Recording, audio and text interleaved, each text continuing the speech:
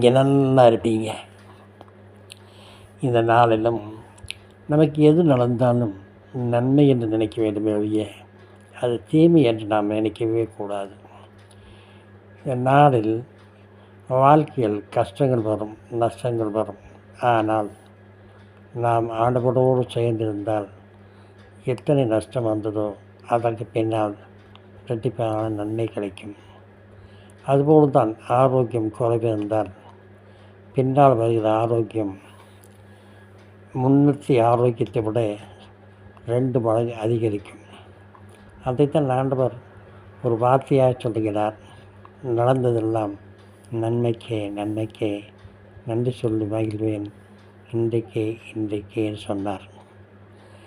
தாவீது வம்சத்தில் வந்த யோசேப்பு என்ற இளைஞன் சகோதரர்களால் தள்ளப்பட்டு தந்தையால் மறக்கப்பட்டு கடைசியில் அவன் ஒரு எதிரிகளிடத்தில் கைதியாக விற்கப்பட்டான்.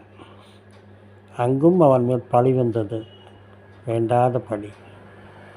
ஆனால் கடைசியில் பார்த்தீர்களானால் அவன் ஆண்டவர் மட்டுமே நினைத்திருந்தான். அவன் எகிப்தின் ராஜாவானான். அதே போல்தான் பைபிள் பார்த்தீர்களானால், யோபுவின் சரித்திரத்தை பார்த்தீர்களானால், ஒரே நாளில் அவனைப் போல் உத்தமன் யாரும் இல்லை, அவனைப் போல் பொல்லாப்புக்கு உலகிறவன் யாரும் இல்லை. அவனுடைய எல்லாம் அழிந்து விட்டது ஒரே நாளில். மனைவியை தவிர்த்து எல்லாம் இறந்து விட்டார்கள். ஆனால் அவனுக்கு வேண்டாத வியாதியும் வந்து விட்டது. மனைவியும் கூட சொன்னாள், நீ கும்பிடுகிற தெய்வத்தை விட்டுவிடு என்று சொன்னான். அவன் சொன்னான், கொண்டு வந்தது எதுவும் இல்லை, கொண்டு போவது எதுவும் இல்லை. என்னை படைத்த ஆண்டவர் என்னை நடத்துவார் என்று சொன்னான். அதுபோல் அவன் கடைசியில் இரட்டிப்பான சந்தோஷத்தை ஆண்டவர் கொடுத்தார்.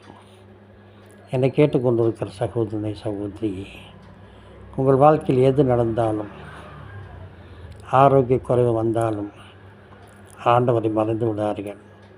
பணம் கஷ்டம் வந்தால் ஆண்டவரை மறந்து விடாதீர்கள். பெற்ற குழந்தைகள் பார்க்காம விட்டால் ஆண்டவரை மறந்து விடாதீர்கள். பிரபுக்களை நம்புவதை காட்டிலும்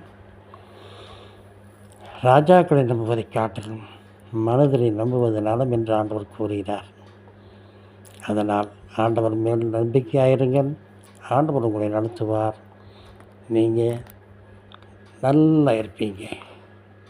பிரபு, நீங்கள் என்ன பண்ணுங்கள், லைக் பண்ணுங்கள், ஷேர் பண்ணுங்கள், சப்ஸ்கிரைப் பண்ணுங்கள். மீண்டும் நாளை சந்திப்போமா?